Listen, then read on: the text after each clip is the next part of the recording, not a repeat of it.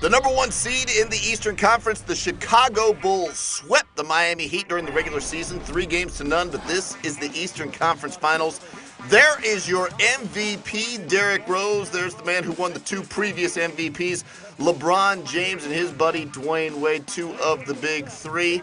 We start this thing off 0-0. This is how this series starts. On a jam from the hometown kid back in Chicago, Dwyane Wade.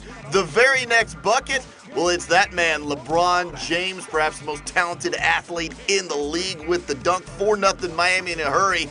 But the Chicago Bulls were not intimidated. D. Rose in amongst the trees with the layup, 21-17 at that point. Chicago has cut the lead down to 3 when they're on the run, and Taj skies over D. Wade in a dunk that number 3 will never forget. That's not dunking around.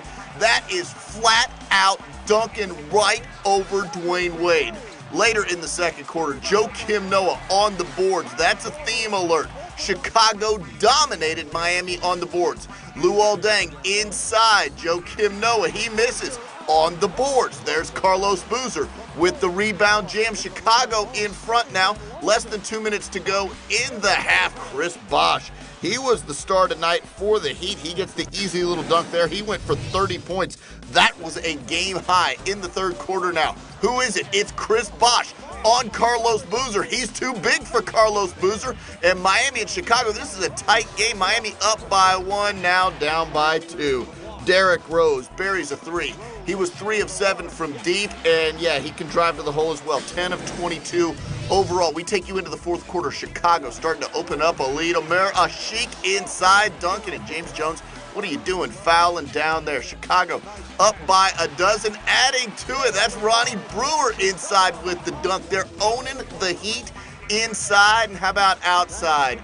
Luol Deng, and that's a friendly roll at home.